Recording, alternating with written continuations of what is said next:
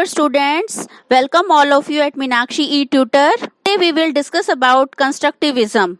Starting the question, we will discuss about the word constructivism come from. What's the use of these words in the classroom? हाँ, जैसे इसके नाम से ही पता लग रहा है, कंस्ट्रक्टिविज्म बेसिकली टू वर्ड्स हैं, कंस्ट्रक्शन और इज्म. कंस्ट्रक्शन मीन्स कुछ भी बनाना, निर्मित करना. बनाना और निर्मित करने का मतलब यहाँ किस पे आधारित है? स्टूडेंट के प्रीवियस नॉलेज पर. और जब हम इज्म की बात करते हैं तो इज्म है एक विचारधारा. तो कंस्ट्रक्टिविज्म का मतलब क्या हुआ? बेसिकली एक ऐसी विचारधारा जो स्टूडेंट के नॉलेज को बेस्ड मानती है. सेकंड क्वेश्चन था क्या क्लासरूम में इसकी उपयोगिता क्या है? तो बेसिकली एक टीचर जब क्लास में एंट्री करता है तो वो स्टूडेंट की प्रियर नॉलेज को चेक करता है और उन्हें मोटिवेट करता है. अगर एज ए टीचर हम क्लासरूम में एंट्री करते ही अपने आज के टॉपिक को पढ़ाना शुरू कर देते हैं तो वो इफेक्टिव नहीं होता. तो उससे पहले हम क्या करते हैं? हम क्लास में जाने के बाद बच्चे की प्रीवियस नॉलेज को टेस्ट करते हैं. आप बच्चे को मल्टीप्लाई सिखाना चाहते हैं और बच्चे को टेबल आती नहीं है, तो अगर हम टेबल का ज्ञान पहले करवाएंगे तो शायद जो क्वेश्चंस हैं उनको वो आसानी से सॉल्व कर सकता है. कंस्ट्रक्टिविज्म इसी विचारधारा को फॉलो करता है. तो बेसिकली कंस्ट्रक्टिविज्म क्या है? What is constructivism? Constructivism is a construction of knowledge with the help of prior knowledge of the student by given them motivation. क्या कह सकते हैं हम कंस्ट्रक्टिविज्म के बारे में? Constructivism is the view that emphasis the active role of the learner.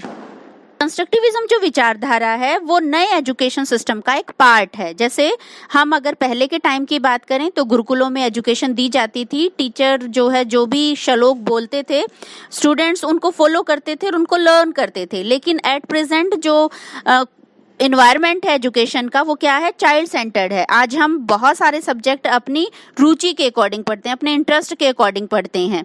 ये जो विचारधारा है इसका मानना है कि सभी स्टूडेंट्स के अंदर कुछ क्रिएटिव आइडियाज होते हैं और वो अपनी प्रॉब्लम का सॉल्यूशन खुद कर सकते हैं. हमें बशर्ते उनके आगे थोड़ा सा प्रॉब्लम को डिफाइन करना होता है. बेस पे जो हमारी ट्रेडिशनल क्लासरूम्स हैं और कंस्ट्रक्टिविस्ट क्लासरूम है उन दोनों में अगर हम डिफरेंस करें तो हम देख सकते हैं कि जो ट्रेडिशनल क्लासरूम है ऑलमोस्ट उसमें टीचर सेंटर्ड होता है. अर्थात जो टीचर की इच्छा होगी वो अपनी इच्छा अनुसार बच्चों को पढ़ाने की कोशिश करेगा. और जो कंस्ट्रक्टिविज्म को फॉलो करता है उसमें स्टूडेंट्स को माना जाता है. इसके अलावा जो हमारा करिकुलम है वो भी फ्लेक्सिबल हो जाता है. ट्रेडिशनल क्लासरूम में ये फ्लेक्सिबल नहीं होता, ये स्टेबल होता है. दोनों के बेसिक फर्क को समझने के लिए एक उदाहरण देते हैं. जैसे क्लासरूम में टीचर ने एंट्री की और एक प्रॉब्लम रखी बच्चों के सामने कि बच्चों फर्नीचर टूटा हुआ है एक रूम का, तो हमें उस फर्नीचर को कैसे मैनेज करना है. सभी अपने अपने विचार देंगे कि हमें फर्नीचर को ठीक करवा देना चाहिए या हमें फर्नीचर को सेल कर देना चाहिए या हमें फर्नीचर को एक अलग रूम दे देना चाहिए. इस तरीके से सभी अपने विचार देंगे. तो इसका मतलब क्या है? ये कंस्ट्रक्टिविज्म बेस्ड क्लासरूम है. और जब दूसरी तरफ यहाँ पे टीचर एंट्री करता है और बच्चों को सख्त इंस्ट्रक्शन देता है कि पर्टिकुलर क्लासरूम का फर्नीचर टूटा हुआ है, आप उसे अलग रख दें. यहाँ बच्चों से पूछा नहीं जाता कि हमें क्या करना है, वहाँ पे सिर्फ इंस्ट्रक्शन दी जाती है कि आपको ऐसा फॉलो करना पड़ेगा. और कंस्ट्रक्टिविज्म में बच्चों के व्यूज को जानने की कोशिश की जाती है कि आपको ये प्रॉब्लम है और उस प्रॉब्लम का क्या सॉल्यूशन हो सकता है.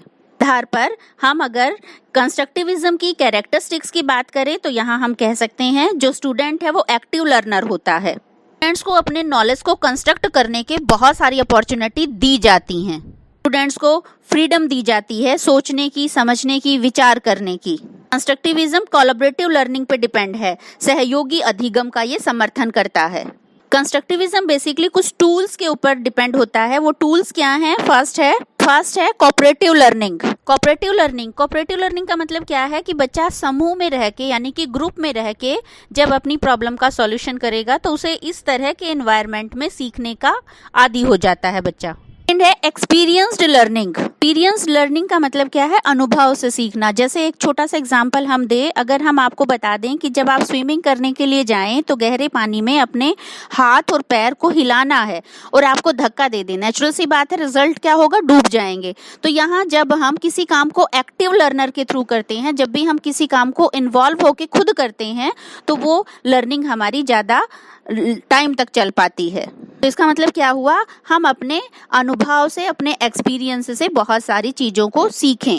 नेक्स्ट है कॉन्सेप्ट मैपिंग। कॉन्सेप्ट मैपिंग का मतलब क्या है, एक तो टीचर सभी बच्चों को डायरेक्ट सभी नोट्स अवेलेबल करवा दे, एक बच्चा खुद ही अपने नोट्स प्रिपेयर करे। इसका मतलब क्या हुआ कि कॉन्सेप्ट को एक मैपिंग के थ्रू, एक फ्रेमिंग के थ्रू बच्चे को प्रेजेंट करना। नेक्स्ट टूल है हमारा ई लर्निंग। लर्निंग का मतलब क्या है, जब हम इंटरनेट के थ्रू, वेबसाइट्स के थ्रू या यूट्यूब के थ्रू बहुत सारी चीज़ों को गेन करते हैं। अगर हम इन सभी टूल्स को अपने करिकुलम में शामिल कर लेते हैं तो हमारा जो क्लासरूम है उसकी लर्निंग बहुत स्मूथली और एक्टिवली